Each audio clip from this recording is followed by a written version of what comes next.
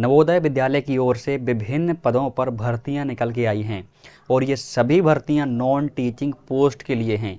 कोई भी आवेदन कर सकता है, किसी भी स्टेट का कैंडिडेट इस फॉर्म को भर सकता है और यहाँ पर जो 10वीं और 12वीं पास है वो लोग भी इस फॉर्म को भर सकते हैं। नमस्कार दोस्तों, स्वागत है आपका एक और नई वीडियो में। आज की वीडियो में हम बात करने वाले हैं नवोदय विद्यालय की ओर से आई हुई 1377 पदों पर जो भर्तियां होने वाली हैं उन पर हम डिटेल में चर्चा करने वाले हैं। क्या क्या जानेंगे, आपकी एज लिमिट क्या होने वाली है, आपको फॉर्म कैसे भरना है, सिलेबस क्या होने वाला है, आपकी सैलरी कितनी होने वाली है, सब कुछ हम यहाँ पर A to Z डिटेल में जानने वाले हैं। ठीक है, चलिए वीडियो शुरू करते हैं।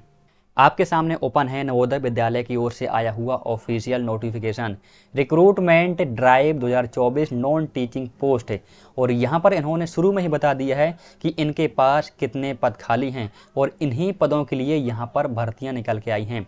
टोटल यहाँ पर 14 पोस्ट हैं और नंबर ऑफ वैकेंसी 1377 हैं। चलिए हम एक एक करके जानते हैं कौन कौन से पद हैं। पहला है फीमेल स्टाफ नर्स, दूसरा है assistant section officer, audit assistant, legal assistant, junior translation officer, stenographer, computer operator, catering supervisor, junior secretariat assistant HQ and RO cadre के लिए, junior secretariat assistant JNV cadre के लिए, electrician cum plumber, lab attendant, mess helper and multitasking staff HQ and RO cadre के लिए। इन पदों पर यहाँ पर भर्तियाँ निकल के आई हैं और बाकी जो ये डिटेल है आप इनको नोटिफिकेशन में देख लेना। ये PDF मैं आपको टेलीग्राम चैनल पर डाल दूंगा, तो वहाँ से जाकर के इसको आप डाउनलोड करके अच्छे से आराम से रीड कर लेना। चलिए अब बात कर लेते हैं post wise and category wise कितनी वैकेंसी निकल के आई हैं। यहाँ पर सबसे पहली पोस्ट है female staff nurse group B, post code है 01। ठीक है, UR के लिए यहाँ पर 85 पद हैं, EWS के लिए 12, OBC NCL के लिए 12, SC के लिए 10, ST के लिए 2 और टोटल यहाँ पर 121 पदों पर भर्तियाँ होने वाली हैं। अगला है assistant section officer group B, post code है 02। अब यहाँ पर मैं आपको कैटेगरी वाइज नहीं बताऊंगा, बस यहाँ पर मैं आपको टोटल बताऊंगा कि टोटल कितने पोस्ट होने वाली हैं। तो टोटल यहाँ पर 5 पोस्ट होने वाली है। बाकी अगर आपको डिटेल में जानना है तो ये पूरा PDF मैं अपने टेलीग्राम चैनल पर डाल दूंगा, तो वहाँ से जाकर के आप डाउनलोड करके अच्छे से रीड कर सकते हो। ठीक है, अगला है audit assistant group B, post code है 03। टोटल यहाँ पर 12 पदों पर भर्तियाँ होने वाली हैं। अगला है junior translation officer group B, post code है 04। ठीक है, टोटल यहाँ पर 4 पदों पर भर्तियाँ होने वाली हैं। अगला है legal assistant group B, post code है 5। टोटल 1 पद पर भर्ती होने वाली है।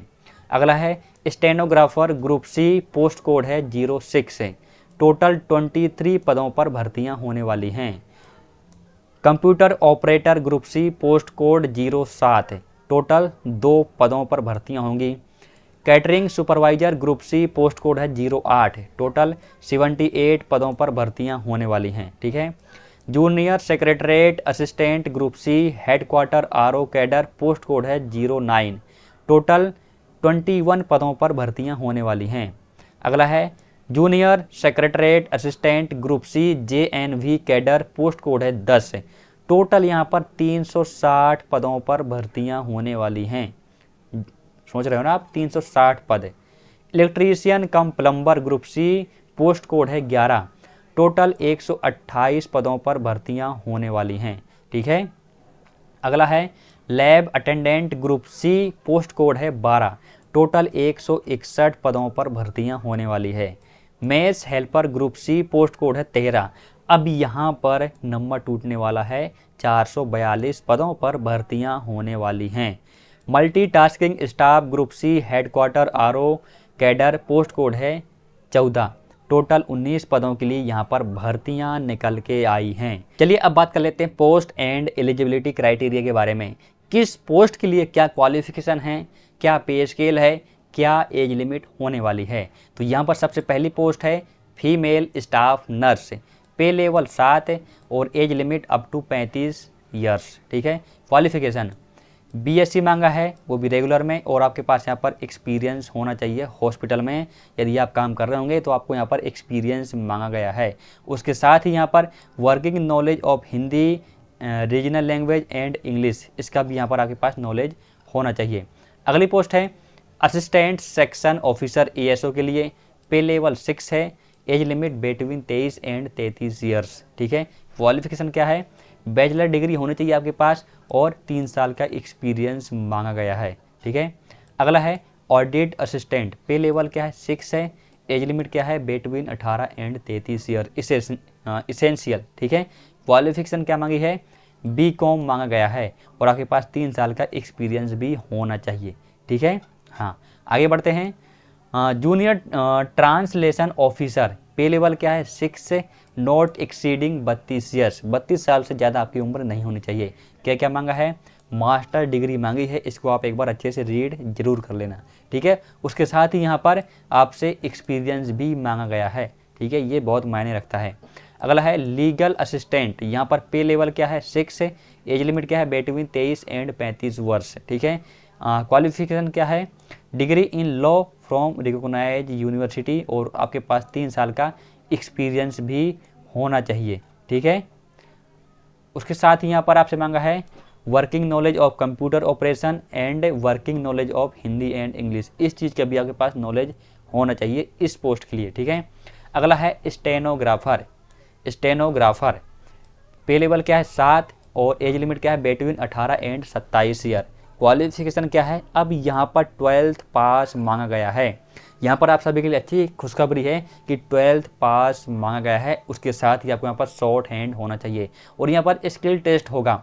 डिक्टेशन क्या है, 10 मिनट में 80 WPM की आपकी स्पीड होनी चाहिए।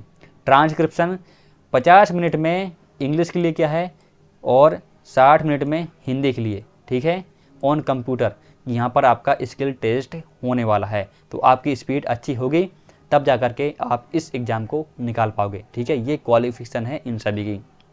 अगला है कंप्यूटर ऑपरेटर, पे लेवल क्या है 4 और एज लिमिट क्या होने वाली है 18 एंड 30 ईयर। ठीक है, इसेंशियल क्वालिफिकेशन बीएससी या BCA या BSc कंप्यूटर साइंस या IT फ्रॉम रिकॉग्नाइज्ड यूनिवर्सिटी, या आपके पास BTech भी है तब भी आप यहाँ पर एलिजिबल हैं।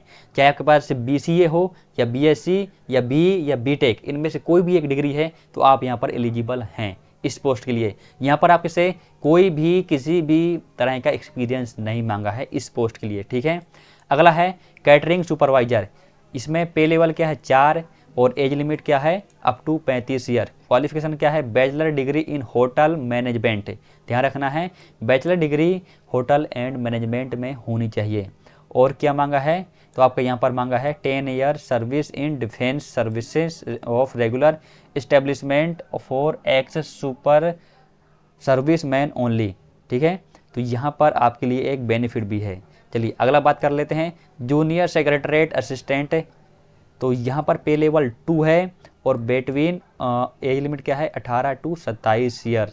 क्वालिफिकेशन क्या है, senior secondary certificate class 12th यहाँ पर मांगा गया है। ठीक है, सिर्फ 12th पास मांगा है इसके लिए। और आपसे क्या क्या एक्सपेक्ट कर रहे हैं, knowledge of computer operation and data entry. ठीक है, तो आपके पास यहाँ पर कंप्यूटर का नॉलेज होना चाहिए, ये इसके लिए यहाँ पर मांगा गया है। Experience in accountants administrative matters in government, यहाँ पर क्या है कि एक्सपीरियंस मांगा गया है इस चीज़ के लिए, इस पोस्ट के लिए। ठीक है, जूनियर सेक्रेटरीट की असिस्टेंट के लिए यहाँ पर एक्सपीरियंस मांगा गया है। ठीक है, अकाउंट में आपका एक्सपीरियंस होना चाहिए। अगली पोस्ट है junior secretariat assistant JNV cadre के लिए, पे लेवल क्या है 2 और एज लिमिट क्या होने वाली है बिटवीन 18 टू 27 ईयर। ठीक है, क्वालिफिकेशन क्या है, यहाँ पर भी आपसे 12th पास मांगा गया है। ठीक है, 12th पास मांगा है, CBSE हो या स्टेट बोर्ड हो कोई दिक्कत नहीं है, बस आप 12th पास होना चाहिए। ठीक है, एक्सपीरियंस इन अकाउंट में आपका यहाँ पर एक्सपीरियंस मांगा है जैसे पहले मांगा था उसमें। अगला है इलेक्ट्रीशियन कम प्लम्बर, पे लेवल क्या है 2, age limit between 18 and 40 years. Qualification क्या है, 10वीं पास अब यहाँ पर मांगा है आप सभी से। उसके साथ ही industrial training institute ITI certificate in the trade of electrician, आपके पास ITI का सर्टिफिकेट भी होना चाहिए इलेक्ट्रीशियन में या वायरमैन में, ठीक है। At least 2 year experience in electrician installation wiring and plumbing, आपसे यहाँ पर 2 साल का एक्सपीरियंस भी मांगा है। और क्या एक्सपेक्ट कर रहे हैं, 2 साल का experience in maintenance of electrical appliances, ठीक है। आप ध्यान से पढ़ना पहले। लैब अटेंडेंट, पे लेवल क्या है, 1 है। एज लिमिट क्या है, बिटवीन 18 एंड 30 ईयर। क्लास 10वीं मतलब क्लास 10th मांगा है with certificate and diploma in laboratory technique, और उसके साथ ही class 12th with science stream, ठीक है। 10वीं पास मांगा है, लेकिन सर्टिफिकेट क्या होना चाहिए, सर्टिफिकेट होना चाहिए या डिप्लोमा होना चाहिए, ठीक है। 12th पास मांगा गया है, ठीक है, वो भी साइंस स्ट्रीम में। अगला है मेस हेल्पर, पे लेवल 1 और age limit between 18 and 30 year. Essential qualification क्या है, मैट्रिकुलेशन पास मतलब क्लास 10th पास होना चाहिए, और यहाँ पर 5 साल का experience of working in a government residential organisation mess या स्कूल्स मेस में आपका एक्सपीरियंस मांगा गया है। Passing of skill test prescribed by NVS, ठीक है, आपको टेस्ट पास करना पड़ेगा।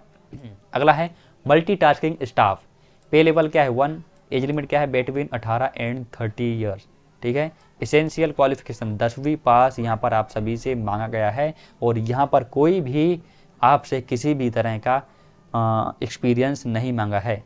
और यहाँ पर दिया हुआ है एज रिलैक्सेशन, आप यहाँ पर देख सकते हैं शेड्यूल कास्ट शेड्यूल ट्राइब, तो यहाँ पर आप 5 साल का एक्सपीरियंस है, 3 साल का है, तो आप यहाँ पर इसको एक बार नोटिफिकेशन को अच्छे से रीड कर लेना, आपको सारी चीज़ें समझ में आ जाएंगी कि किस कैटेगरी के लिए क्या छूट दी गई है, क्या रिजर्वेशन मिली है, तो आप वहाँ से अच्छे से देख सकते हैं, ठीक है।